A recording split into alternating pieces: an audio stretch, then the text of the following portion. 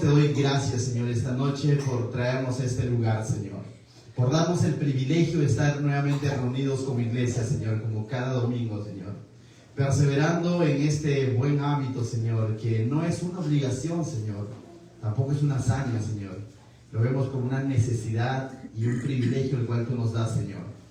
Quizás hay hermanos, Señor, que podrían en este momento quizás estar aquí, pero no pueden por motivo de salud, Señor. Y aprovecho en orar por ellos, Señor. O algunos por problemas de distancia, de viaje o de trabajo, Señor. Pero gracias te damos, Señor, por habernos traído, Señor, los que estamos aquí, Señor. Y también, Señor, gracias porque se están conectando a través del Facebook, Señor. Bendice sus vidas, Señor. Y queremos disponer nuestros corazones, Señor. Guíanos, Señor, guíame para exponer tu palabra, pero también guíanos para retener tu palabra, Señor. Queremos tener corazones enseñables por ti, Señor. Queremos escuchar tu voz esta noche, mi Dios. En el nombre de Jesús, ¿decimos juntos? Amén. Bien, hermanos. Estamos estudiando esta hermosa carta de Pablo a la iglesia que estaba en Tesalónica. Por eso es que la carta se llama Segunda de Tesalonicenses. Si hay segunda es porque había primera. Bien, ya hemos estudiado la primera carta, por cierto, la primera carta a los tesalonicenses. Y para algunos que quizás dicen, ¿y qué es tesalonicenses? ¿No? De pronto parece, eso suena a una nave, algo así. Bien, tesalonicenses, mis hermanos, básicamente, los tesalonicenses básicamente eran personas creyentes, es decir, la iglesia que se encontraba en la ciudad de Tesalónica, un lugar a donde Pablo llegó en su segundo viaje misionero. Y en realidad Pablo no tenía muchas ganas de ir a Tesalónica, te cuento. Pablo se había determinado visitar las iglesias o confirmar la fe de los hermanos de aquellas iglesias o lugares donde él ya había predicado el evangelio en su primer viaje misionero. Y cuando Pablo está haciendo esa ruta de ir y confirmar la fe de los hermanos, voy a decirlo así, ¿no? Que estaban que eran parte de su primer viaje misionero, como Listra, Derbe, esos lugares, dice que el Señor lo mueve, es decir, el Espíritu Santo le impide continuar yendo por ese lugar y le da una visión y le muestra que vaya a la región de Macedonia. Y en la región de Macedonia encontramos la iglesia de Filipos. Entonces Pablo, movido por el Señor, va a ese lugar y comienza una nueva iglesia en ese lugar, en Filipos. Continúa su viaje, comienza otra iglesia en Tesalónica. Pero en Tesalónica no lo recibieron tan bien. Estuvo alrededor de 3 semanas o 3 sábados en ese lugar. De ahí sale corrido.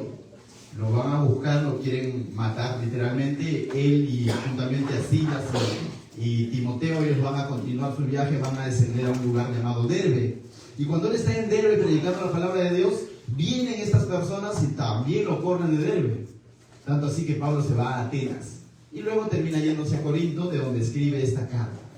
La primera y la segunda carta. Escribe la primera carta porque estaba preocupado por esta iglesia, por este grupo de hermanos que de pronto habían creído en Cristo, pero tenían 3 semanas de haber creído en Cristo, 3 sábados. Pero ellos habían entregado su vida a Cristo y Pablo está preocupado por ellos porque sabe que la hostilidad del pueblo de la ciudad de Tesalónica, así como habían sido hostiles con él, estaban siendo hostiles con los cristianos en ese lugar. Entonces Pablo escribe su primera carta para animarlos, por eso que habíamos titulado la primera carta, Ten fe, porque Él volverá. ¿De qué manera Pablo anima a los hermanos que estaban en Tesalónica? No diciéndoles de que la persecución o el hostigamiento va a parar, sino que Él los anima diciendo que tranquilos, perseveren, porque Cristo va a volver por su iglesia. Y básicamente les enseñó eso. La manera de cómo animar Pablo a su iglesia es decirle: chicos, están en lo correcto, están creyendo en lo correcto. No fue fácil para Jesús, no fue fácil para los discípulos, no fue fácil para Pablo, tampoco va a ser fácil para el cristiano, para la iglesia. Y no es fácil hoy en día, tampoco para nosotros, vivir un cristianismo. Muchas veces cuando vives tu verdadero cristianismo va a venir este mundo hostil, se va a incomodar. Cuando tú eres íntegro en tu trabajo, no todos tus compañeros te van a pasar, porque ya no te vas a prestar para ciertas cosas. ¿Me dejas entender? Hoy en día hay una especie de hostigamiento, quizás no es tan literal como en aquellos tiempos donde definitivamente te costaba la vida decir soy cristiano, porque la persecución era abiertamente hacia los cristianos. Después de escribir esa primera carta, Pablo a los tesalonicenses, 6 meses después, dicen algunos entendidos, vuelve a escribir esta segunda carta. ¿Para qué? básicamente para recordarles casi lo mismo. Por eso que hemos titulado a este libro, Persevera. ¿Qué dice? Él volverá.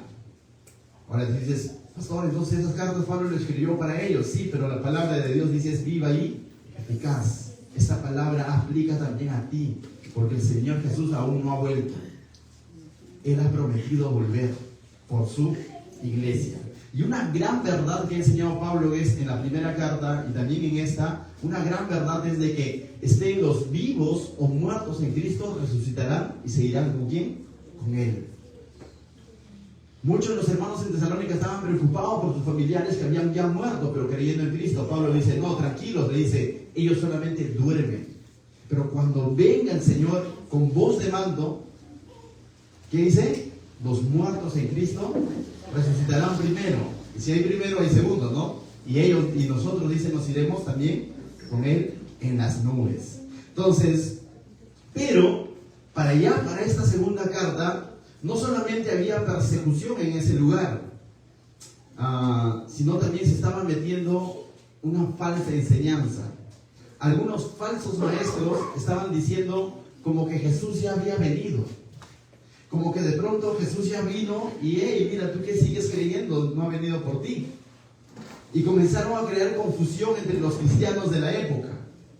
Y entonces Pablo ve necesario escribir esta segunda carta para decirles todavía no viene Jesús. Que tenían que ocurrir algunos eventos previos a la venida de Jesús. Y eso es lo que vimos la semana pasada, si se acuerdan, ¿no? ¿Qué eventos previos se tenían que ocurrir previo a que Jesús haga su aparición?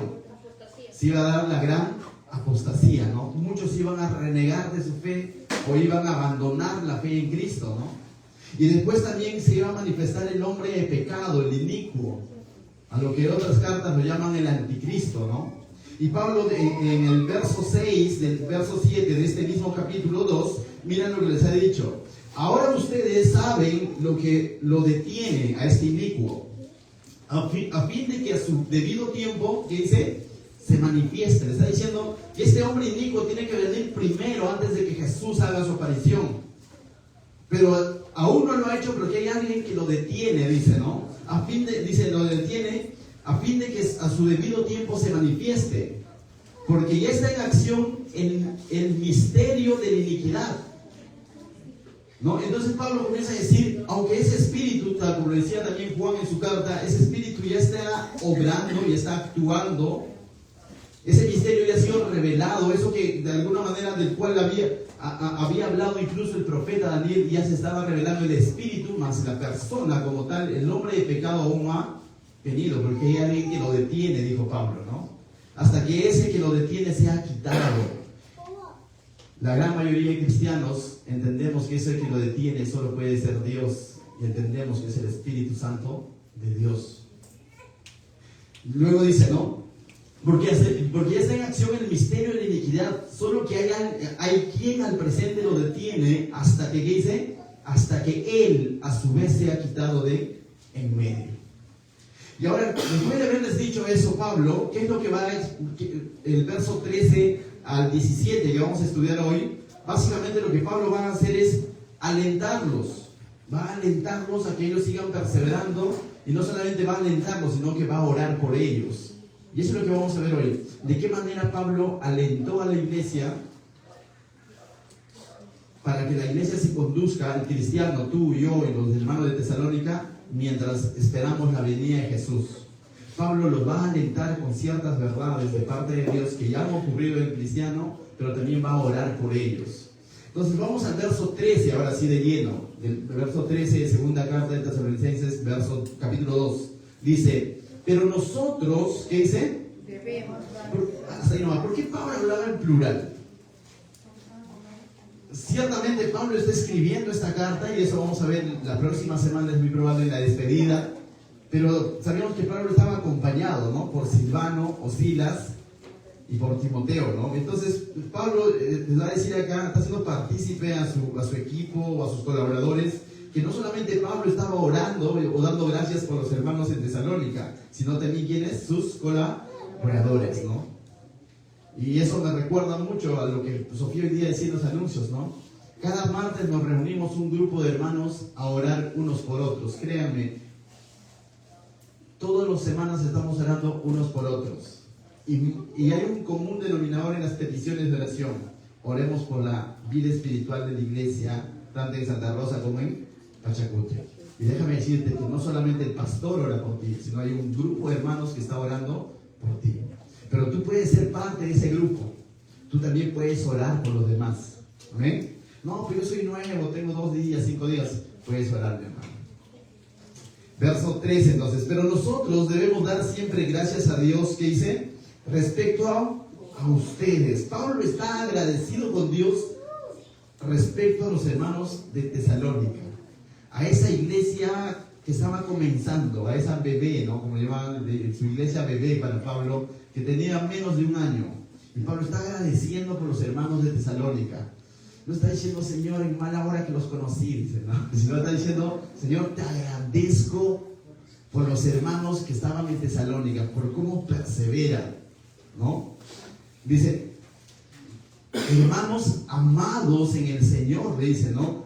De que Dios os haya escogido desde el principio para salvación mediante la santificación por el Espíritu y la fe en la verdad. Pero antes de pasar a describir todo eso, mis hermanos, eso de que Pablo ora por los hermanos o por la iglesia en Tesalónica no es la primera vez que lo dice. También lo dijo en el capítulo 1. Y en el capítulo 1 incluso les describe, dice, porque ellos estaban creciendo en fe y estaban abundando en amor. Y Pablo está orando y agradeciendo a Dios porque los hermanos están creciendo en fe y ¿qué? Abundando en amor. Están teniendo un cristianismo práctico, ¿no? Están teniendo un cristianismo no solo intelectual, sino que ellos, a pesar de la persecución o el hostigamiento que hay, a pesar de eso, hay fuerzas, ¿para qué? Para practicar el amor unos a otros. Entonces, mis hermanos, qué bueno, ¿no? Que ver que Pablo de pronto destaque estas 2 cosas. Yo me hacía la pregunta, la vez pasada también lo dije, si Pablo tuviera que orar por nuestra iglesia, ¿qué cosas diría, no? Primero, diría, estoy agradecido con el Señor por los hermanos de Jesús Salvador. Y estoy agradecido porque están creciendo en fe y están abundando en amor. Diría eso de ti y de mí. ¿Qué dices? Respóndete a ti mismo, ¿no? Pero mis hermanos, no está mal anhelar eso, ¿no? No está mal anhelar, o sea, porque a eso nos llama el Señor, a crecer en fe y abundar en ¿qué? En amor, pero no un amor de eros, ese tipo de amor, sino un amor ágape, un amor que hace que te desprendas, que des de tu tiempo, un amor sacrificial, ¿no? Que no necesariamente es un amor por algunos, sino es un amor por todos. Eso yo creo que ninguna de las iglesias mencionadas en el libro de Hechos, tampoco en las cartas de los Apocalipsis, vas a encontrar que eran perfectas en todo eso, pero mis hermanos, que todos somos llamados a ir creciendo en eso. Amén. Entonces, dijo alguien, no hay iglesia perfecta, pero creo yo que sí hay iglesia que debe de perseverar. Decía mi suegro que está aquí sentado, avanza aunque arrastrándote, pero avanza, ¿no? Entonces, esa es la idea. Avancemos, no nos quedemos detenidos ahí, aunque arrastrándote, pero avanza. Arrastrándote es un sentido figurativo, no te vas a tirar a rampar, no. Pero, aunque poco a poco, pero avancemos en las cosas del Señor. ¿Amén? Entonces Pablo va a destacar eso, pero acá, aparte de eso, Pablo va a agradecer a Dios, según este versículo 13, dice, porque los hermanos tesalonicenses eran amados, ¿por quién? Por el Señor. Por él. Señor, Pablo está reconociendo y está agradecido con Dios porque para Pablo no cabe duda que Dios ama a su iglesia.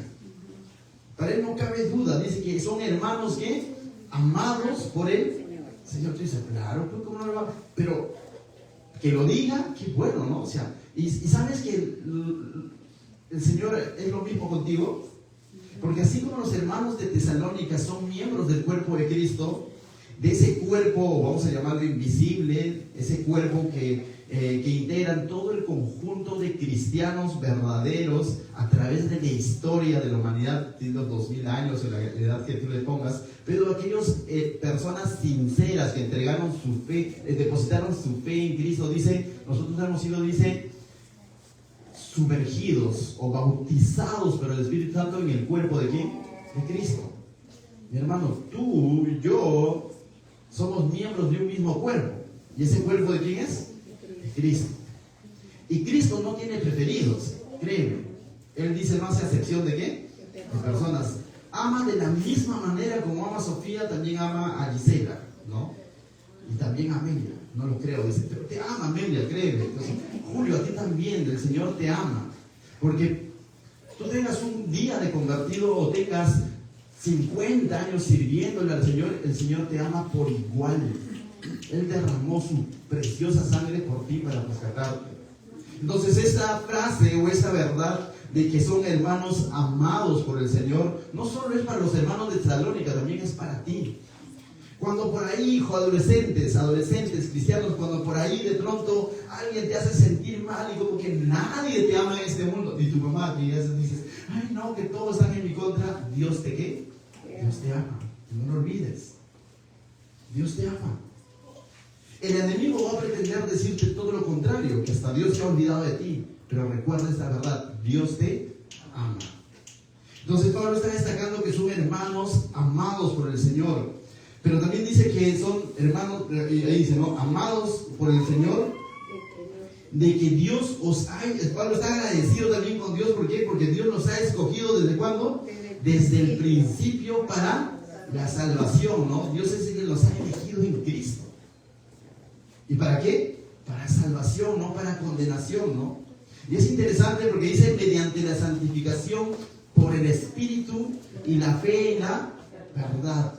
Hermanos, si nosotros decimos, soy salvo por el Señor, entonces también entendamos que somos santificados en el Señor, porque no podemos separar estas dos cosas. Yo no puedo decir que soy salvo en el Señor, pero que no he sido santificado por el Señor. ¿Me voy a entender? Es decir, si yo digo que ya de pronto Cristo ha pagado por mí en la cruz, Él me ha liberado del pecado y de las consecuencias del pecado. El pecado ya no debe de gobernar mi vida. En tal manera que mi nueva vida tiene que mostrar una vida santificada. Y santificada, hemos dicho, ¿no? Es que ha sido apartado ¿para quién? Para el Señor con un propósito específico. Ha sido apartado por el Señor no solamente para que digan, porque algunos usan esta verdad, no, yo he sido apartado por el Señor, soy el santo del Señor y a mí nadie me puede tocar. Créanme que a Pablo le han dado más flagelazos, dicen 40 menos 1, creo, ¿no? Piedrones, naufragio. Entonces no vamos a hacernos esa idea de que el Señor me ha apartado de este mundo feo, atroz, y yo aquí nadie me toca. No, el Señor te ha apartado en el sentido, te ha apartado del pecado. Jesús dijo que estamos en este mundo, pero ya no somos de este mundo. Pero también la Biblia dice que somos sal de la tierra. Y que si el Señor todavía permite que estemos con vida es para mostrar a Jesús en este mundo caído. Y eso implica, de alguna manera, que vamos a ser perseguidos. Pero recuerda, tú ya le perteneces al Señor. Y en medio de este mundo caído somos llamados a vivir esa vida conforme a esa santificación del Señor. El Señor a su pueblo Israel no era perfecto, pero le dijo, sed santos porque yo soy santo. Es decir, no vivan como los demás pueblos de aquel entonces vivían, en idolatría y todo lo demás. Lo mismo nos dice a nosotros, que no nos amoldemos a este mundo, sino que transformemos nuestra manera de pensar. Amén. Entonces, mis hermanos, si yo digo que soy salvo, debo entender también entonces que he sido llamado a las filas del Señor para ser usado por el Señor. Amén. Y ese ser usado por el Señor va a implicar muchas veces, aflicciones. Pero mi satisfacción no tiene que estar en que, oh, no, si es así, entonces no va. No, recuerda. Entonces, ¿por qué dices que eres salvo, pero no quieres vivir según los propósitos del Señor? A veces tomamos a Jesús solo como nuestro Salvador y no como nuestro Señor. Y Él es nuestro Señor y ¿qué? Salvador. La gran diferencia entre el Señor y Salvador o salvavidas. Imaginemos, te estás ahogando en la playa Bahía Blanca, ¿no? Te estás ahogando ahí, viene alguien y te salva, ¿no? Te saca ahí, tragando agua ahí todo salada y ya. Definitivamente vas a estar agradecido con ese alguien, ¿no es cierto? Ese alguien, me salvó la vida, ¿no? Pregunto, ya, él te salvó la vida, ¿pero es tu Señor? No, porque tú no le perteneces a Él. ¿Solamente es tu salva? Pero el Señor no nos ha llamado no solamente nos ha salvado, dice, Él nos ha redimido. Que si éramos esclavos del pecado, ahora somos siervos de la justicia. Ahora somos instrumentos para Él. Somos recipientes que Él quiere usar. Ahora el Señor significa que Él es nuestro dueño, nuestro amo. Y si Él es el amo, nosotros somos sus siervos. Suena mucho mejor, soy su hijo. También eres su hijo. Pero eso no deja de que eres su siervo. Entonces, mis hermanos, entendamos esta verdad. De que no solamente, porque es bueno a veces decir, soy salvo por el Señor y ya me salvó del pecado, haz lo que quieras. Eso es convertir la gracia en libertinaje. Si hemos sido salvados por el Señor es para ser usados por el Señor. Dice, mediante la santificación por el Espíritu, ¿no? Porque ahora dice, nos ha sellado. El libro de Efesios dice que cuando nosotros hemos aceptado a Cristo, Él nos ha sellado con su Santo Espíritu. Y ese sello es sinónimo de propiedad. Ahora le pertenecemos a Dios. ¿Amén? Dice, y la fe en la verdad. Lógicamente, la fe en la verdad es que la salvación vino, el que el Señor vino y murió por ti. Por gracia soy salvo, dice, ¿por medio de qué? De la fe. La manera como nosotros hemos abrazado de tal manera ese gran amor de Dios, ese sacrificio que el Señor hizo en la cruz, fue creyendo en Él. Juan 3:16, ¿no? Para que todo aquel que cree en Él tenga vida eterna y no se pierda. Nos han librado entonces del pecado y de sus consecuencias y incluso del juicio que Él traerá sobre toda persona. Nos han librado de eso, pero eso fue mediante ¿qué? Mediante la fe. Es decir, ninguno de nosotros se ganó esa salvación. Ninguno de nosotros hizo, ¿cómo se llama esto? Méritos para decir, si supieras todo lo que hice para ahora yo ser llamado santo de Dios. No, nadie. Entonces, mis hermanos, ambos conceptos, la salvación y la santificación, van de la mano, ¿no? Quien afirma ser salvo, pero carece de evidencia de santificación, de pronto hay algo que está ahí, no está bien. ¿Y qué debe de hacer? Debe de autoevaluarse en todo caso y decir, ¿realmente soy salvo? Porque digo ser salvo, pero mi vida dice lo contrario. Sigo viviendo, practicando el pecado, entonces algo no está bien. Porque yo no soy quien para decirte no eres creyente, pero sí te diría, examínate, ¿no? Ponte a cuentas con el Señor y dile, Señor, yo creo que tú me has salvado, pero al mismo tiempo estoy practicando todavía estas cosas. Ayuda, autoevaluémonos, ¿no? Amén.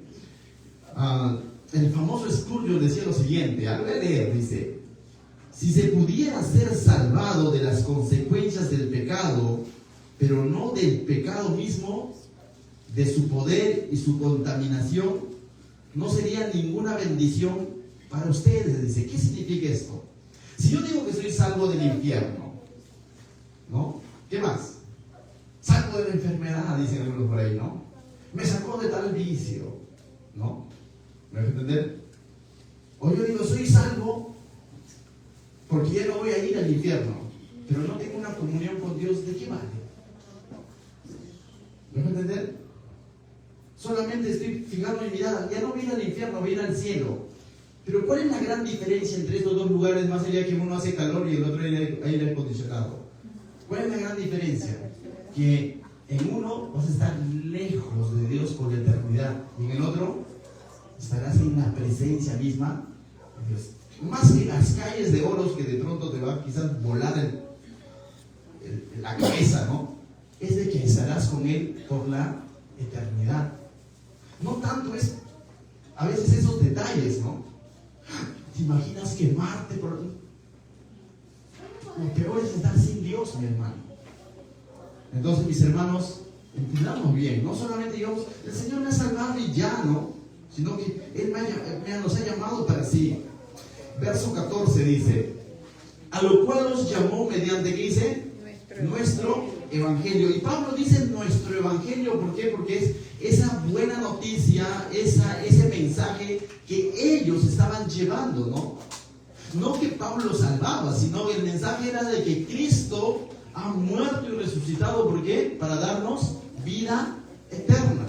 Y entonces Pablo dice, a lo cual os llamó mediante nuestro evangelio. ¿Cuándo el Señor llamó a los hermanos de Tesalónica? Cuando Pablo les predicó el mensaje de Cristo, cuando Pablo les predicó a la obra y a la persona de Cristo, cuando Pablo les dijo que Cristo es el Hijo de Dios y que siendo el Hijo de Dios fue a la cruz a pagar por cada uno de los hermanos que estaban en Tesalónica. Entonces Pablo por eso lo hace propio. Ahora tú también podrías decir nuestro evangelio, pero no un evangelio que tú has creado, sino cuando nosotros decimos nuestro evangelio es el evangelio en quien hemos creído. ¿Y cuál es el evangelio en que hemos creído? Que Cristo es el Hijo de Dios, que fue a la cruz del Calvario a pagar por nuestros pecados y que el tercer día ¿qué? Resucitó. También haz lo propio, mi hermano. El evangelio de los cristianos, no, tú, si tú eres cristiano, es tu evangelio.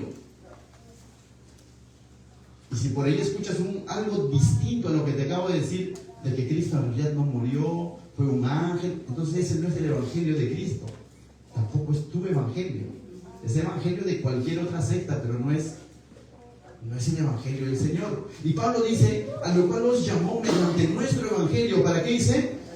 Para alcanzar la gloria de nuestro Señor Jesucristo, ¿no? Dice este evangelio en quien nosotros hemos creído y somos salvos, incluso dice, nos va a ayudar, ¿para qué? Para alcanzar la gloria de nuestro Señor Jesucristo. Y este alcanzar la gloria, no es que tú vas a ser glorificado, sino que vamos a ver su gloria. Vamos a estar con Él, face to face se dice, ¿no? Cara a cara. Estaremos con Él y llegará ese momento. Primero en Juan 3:2 dice lo siguiente: sabemos que cuando Él se manifieste, ¿qué dice? Lo tenemos en pantalla. Seremos semejantes a Él porque le veremos tal como es. Llegará ese momento, mis hermanos, en que podemos estar reunidos con el Señor en su presencia, ¿no? Entonces Pablo nos está diciendo que no solamente es que nos ha salvado, sino que eso nos va a permitir alcanzar su gloria y estar con el Señor. Verso 15: así que, hermanos, dice, estad ¿qué? Firmes y retened la doctrina que habéis aprendido, sea por palabra o por carta nuestra. Así que, en otras traducciones dice por lo tanto. O sea, significa que Pablo está diciendo que en base a todo lo que él ha enseñado, ¿no? Entonces, así que, habiendo visto de qué ha hablado él, de la promesa de Cristo, ¿no? Y qué es lo que va a pasar cuando el Señor venga, ¿no? Entonces, así que en base a estas verdades, ¿no? Entonces él va a animar a ¿qué? A estar ¿qué? Firmes, ¿no? Nos está invitando a estar firmes. ¿Y por qué nos dice estar firmes? Algo que Pablo ha enseñado, que va a haber persecución. Y eso lo vemos en el primer capítulo. Que de alguna manera el que rechazó a Cristo va a tribular aquí a los que han creído en Cristo. Entonces, en medio de eso, tú tienes que entender que hay una realidad. El Señor no nos ofreció un jardín de rosas aquí en la tierra. El Señor mismo dijo que en el mundo tendréis aflicciones. Pero en medio de esas aflicciones, Pablo lo está diciendo, ¿qué dice? Estar firmes, a pesar de las tribulaciones. También Pablo nos está diciendo estar firmes debido a que va a venir un juicio venidero. De eso también he hablado, ¿no? De que va a venir a juzgar el Señor a los que atribulaban. Entonces, a la luz de ese juicio venidero, según Tesalonicenses capítulo 1 verso 8, anótalo si tomas nota. Entonces, a la luz de ese juicio venidero, nos está invitando a ¿qué? A estar firmes. No busques tu propia venganza cuando eres atribulado, cuando eres perseguido. Están firmes debido a que hay un poder engañoso. De eso también he hablado. Va a haber un momento de apostasía. Y si hay apostasía es porque va a haber engaño. Se va a predicar a un falso Cristo probablemente. Es muy probable. Y muchos van a abandonar la verdadera fe. Entonces, en medio de todas esas verdades de que Pablo ha hablado, nos está diciendo que estemos ¿qué? Firmes. Mantente firme. No te muevas. Santiago diría, ¿no? Que no seamos de doble ¿qué? un pie en el mundo y un pie con las cosas del mundo y un pie con las cosas de Dios. A veces sí, a veces no, como decía la música de un cantante hace mucho tiempo, ¿no? A veces sí, a veces no. Los más tíos sí, dicen varios, ¿eh? No me entienden. No, entonces algunos, a veces sí, a veces no. Y a veces no podemos vivir ese tipo de cristianismo, hermanos. A veces sí, a veces no. ¿Quién no se desanima? Sí. Pero, ahí está, el apóstol Julio Iglesias dice, ya, a veces sí. Entonces, ¿quién no tiene un mal día? Pero a lo que se está refiriendo el doble ánimo es de que una temporada en el mundo, otra temporada en las cosas del Señor. Y mi hermano, si has estado viviendo así, no te condenes, pero ¿sabes qué? Afírmate en el Señor. Amén. Entonces también dice, va a haber un engaño, ¿no? Pero también nos dice, están firmes debido a que va a llegar un glorioso día, cuando Él venga. Hasta ahí nos está invitando a que estemos firmes, ¿no? Hasta que se dé ese glorioso día y venga Él, ¿por quién es? Por su iglesia. Mientras tanto, Pablo nos está invitando a estar, ¿qué? Firmes. Nosotros diríamos, ¿qué? Persevera. Pero también les dice, retener la doctrina que habéis, ¿qué? Aprendido. La palabra doctrina es la enseñanza. Y básicamente Pablo les está diciendo, no se muevan de lo que les he enseñado. Y hoy en día nos diría, no se muevan de esas verdades que están acá. Si viniera alguien con una disque nueva revelación, ¿no? Y probablemente quizás es muy erudito y no sé, bueno, el peruano o el latino siempre lo extranjero lo ve como que wow, ¿no? Sin desmerecer a los extranjeros, por cierto, pero a veces nosotros los latinos vemos a que si de pronto lo dijo, no sé, pues alguien por ahí que tiene una nueva revelación, se van y se desvían de ¿qué? Del verdadero evangelio. El adventismo, los mormones, los testigos de Jehová, todos salen después de la reforma, ¿no? Cuando de pronto por allá hay algunos iluminados, dicen haber recibido una nueva ¿qué? Revelación. Y Pablo les diría a ellos, si estuviera, manténganse firmes en retener ¿qué? Lo que os he enseñado. Mis hermanos, si lo que el Señor nos ha enseñado ya está escrito, no hay profecía en el sentido de que no hay verdad de parte de Dios más segura que esta que ya la tienes tú ahí. Y sobre eso hay que pararnos. Si tú escuchas a alguien aquí en este lugar diciendo, mis hermanos, tengo una nueva revelación, párate y sal. Sal, o sea quien sea el que esté aquí parado, sal. Si alguien te dice, tengo una nueva revelación porque ayer soñé y el Señor me reveló y todo lo demás, ¿sabe qué? No creo, porque lo que necesitamos saber y estar aquí, revelando. Lo que sí más bien debemos demostrar es, como los hermanos de Berea, ser solícitos en querer aprender lo que ya está de parte de Dios. Y el Pablo le está diciendo, retener la doctrina que habéis, que dice, ya aprendido, lo que ellos ya habían aprendido, ¿no? Entonces, mis hermanos, cuán importante entonces es aprender, retener, ¿no? Y el retener no es pues escucharlo una vez, sino es vivir sobre eso. La Biblia en el Antiguo Testamento hablaba de guardar mis mandamientos. El Señor no decía, el que se aprende de mi memoria las leyes o mis mandamientos. Porque por ahí viene un pata que es bueno con la memoria y se aprende toda la Biblia, al revés del derecho, pero su vida dice lo contrario, de nada vale. La Biblia decía, guardad mis mandamientos. El mismo Señor Jesús dijo, si me amáis, si me aman, guarden mis mandamientos. ¿Y qué tiene que ver guardar y aprenderse? Tiene mucho que ver. Guardar no solamente es haberlo leído o conocerlo, sino es vivirlo, atesorarlo. No obedecerlo a rajatabla, ya pues qué voy a hacer si el Señor lo dice. No, es atesorarlo de tal manera que lo voy a anhelar cumplir. Y quizás no lo voy a cumplir a la perfección, pero mi anhelo es cada vez ceñirme a lo que está escrito, a lo que el Señor ha dejado. Entonces, mis hermanos, esto de retener la doctrina, si no podemos pretender estar firmes con la Biblia cerrada. No debemos pretender mantener a los hermanos aquí haciendo reuniones donde hagamos dinámicas y todo lo demás, y 3 minutos de palabra. Eso sería entretener personas. Y el Señor no nos ha llamado como iglesia a entretener personas.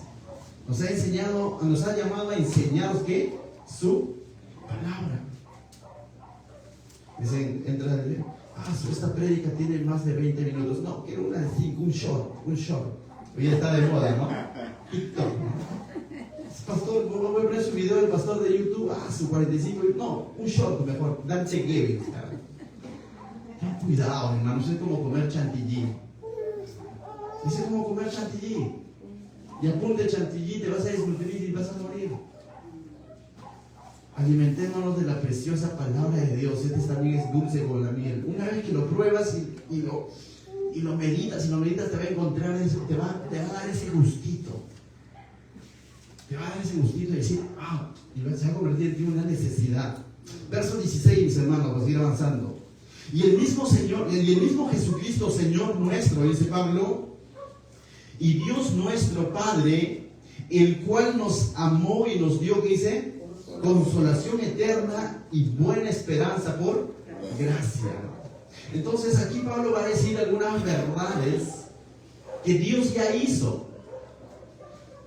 Y el siguiente versículo va a pedir, pero aquí va a recordarlos a los tesalonicenses verdades que Dios ya hizo, ¿no? Dice, el mismo Jesucristo, ¿qué dice? Señor nuestro. Si tú has sido salvado, santificado por el Señor, Él es tu Señor, no solo es tu Salvador. Dios nuestro Padre. ¿Qué más es aparte? Nuestro Padre. Mi hermano, o sea, el creador del universo es tu Padre si tú has depositado tu fe en Cristo. Eso te tiene que dar ánimo a continuar firme en quien has creído. Por más que el mundo se ponga gris, recuerda, Dios es que tu Padre. Él es tu Padre. El creador del cosmos, del universo, es tu Padre. El cual, dice Pablo, que nos amó y nos dio consolación eterna y buena esperanza por gracia. Todo lo que Dios ya ha hecho para todo cristiano. No hay cristiano verdadero que podría decir, a mí no me dio consolación eterna. No hay cristiano verdadero que podría decir, yo soy cristiano porque creo en Jesús, pero todavía no es mi Padre. No podemos separar esta verdad. Yo ya soy cristiano, deposité mi fe en Cristo, pero todavía no es mi Señor. Está en Salvador. Necesita ser más mente por ser mi Señor. Ay, no, dice Sofía. Definitivamente que no, mi hermano. Todo es una sola verdad. Pablo está hablando cosas que Dios ya ha hecho por los hermanos de Tesalónica y cosas que Dios ya ha hecho por ti y por mí. Recuerda, tenemos un Señor, tenemos un Padre que nos amó. Este nos amó, dos palabras, lo podemos pasar así de rápido. ¿Qué significa que nos amó? Nuevamente, no nos cansemos de hablar de la cruz. Dios me ama, por eso todos los días hay un sol. Amén. Dios me ama, por eso todos los días puedo respirar. Amén.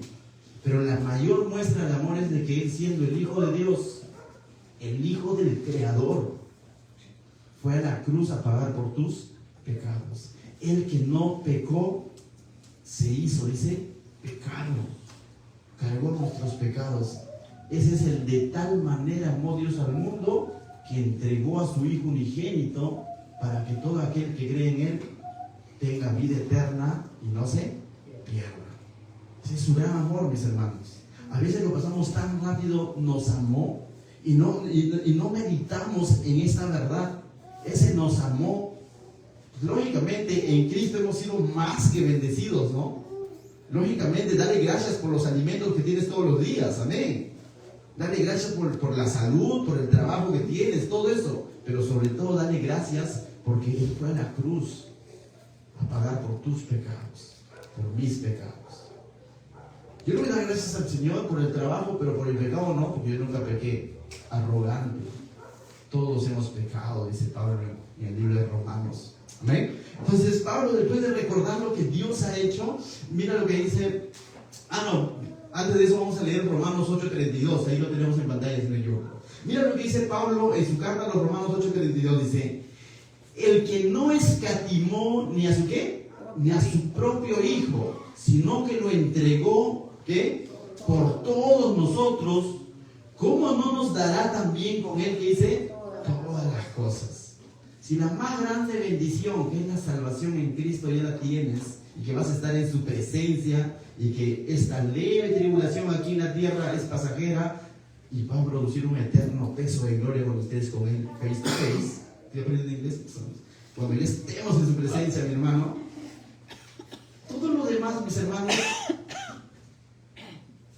¿qué hay si de pronto mañana me despiden del trabajo? Dejaré de ser profesor de Job, pues, pero no se me viene. Job es mi alumno que ha venido el día de hoy de visita. Entonces, pero no se me va a caer el mundo, porque la mejor promesa ya lo tengo con el Señor. Amén. Pero a veces damos cuenta cuando nos pasan cosas así un poquito difíciles, salud, trabajo, oh, el Señor se olvidó de mí. Mis hermanos, Él nos dio consolación, ¿qué? Eterna. Entonces, no nos desanimemos tan rápido, ¿no? Sino que dice, si Él no escatimó a darte a su Hijo, ¿no te podrá dar otro trabajo? Si Él no escatimó darte a su Hijo, ¿no te podrá dar salud? Y si no te da salud, ¿qué pues? Bástate en mi gracia, te dirá. A lo Pablo, ¿no? Pablo dice, 3 veces pidió por su aguijón. Pablo siendo usado por el Señor y sanando enfermos, el Señor sanando enfermos a través de Pablo, y Pablo oró por su aguijón. Por eso que lo aquejaba. Y le dijo, ¿sabe qué, Dios? Bástate de mí. Pero su gracia no es todo, pues Pablo antes era un semejante perseguidor de cristianos y podía tener muchas comodidades quizás, pero ahora está como siervo y Dios le dice, bástate en mi gracia. O sea, que Él sea ahora instrumento para Dios, eso es mucho más que tener una buena salud y tener estatus, mi hermano. Amén. Verso 17 para terminar, dice, ahora Pablo está pidiendo, dice, conforte, que dice, vuestros corazones, y os confirme en toda buena palabra y obra. Entonces Pablo está pidiendo para que el Señor conforte el corazón de los hermanos que estaban pasando situaciones difíciles, pues estaban siendo sometidos a persecución, ¿no? Entonces Pablo pide 2 cosas aquí, ¿no? Está orando por 2 cosas, está dando gracias a Dios y aquí está pidiendo 2 cosas, que Dios conforte, ¿qué? Corazones, ¿no? Que Dios consuele los corazones de los hermanos. Y en segundo lugar, está pidiendo que ellos se afirmaran, ¿qué dice? En la buena palabra y obra. Y eso es interesante. No está orando para que ellos se afirmen solamente en comprender o aprender la palabra, sino también obra. O que ellos no solamente sean cristianos de, ¿cómo se llama? De palabra, sino también de obra. Pablo, quizás Santiago lo dice de una manera más clara, ¿no? Que no solamente debemos ser, ¿qué? Oidores, sino también hacedores. Somos llamados, mis hermanos, no a aprender la Biblia, sino a vivir la Biblia. Que por cierto, para vivirla hay que aprenderla, ¿no? Es importante tener tiempos de lectura de la palabra, pero si solamente lo voy a dejar en lectura y no lo voy a llevar, no lo voy a interiorizar y no lo voy a mostrar en mi manera de vivir 24/7, no tiene sentido. Voy a ser un intelectual de la palabra de Dios. El Señor no nos ha llamado a ser intelectuales de la palabra de Dios, nos ha llamado a vivir su palabra. ¿Con qué limpiará el joven su camino? Dice un salmo, ¿no? Con guardar tu palabra. ¿Te sientes joven? Estoy joven. 40 años. Estoy joven. Algunos se vacilan, pero entonces ya bueno, estamos jóvenes. Amén. ¿Y con quién limpiará el Señor nuestro camino? Con guardar su palabra. Amén. ¿Qué tal si nos ponemos de pie, mis hermanos, por favor, para poder darle gracias a nuestro Dios por su palabra? Padre, te doy gracias, Señor, esta noche por cada uno de mis hermanos, Señor.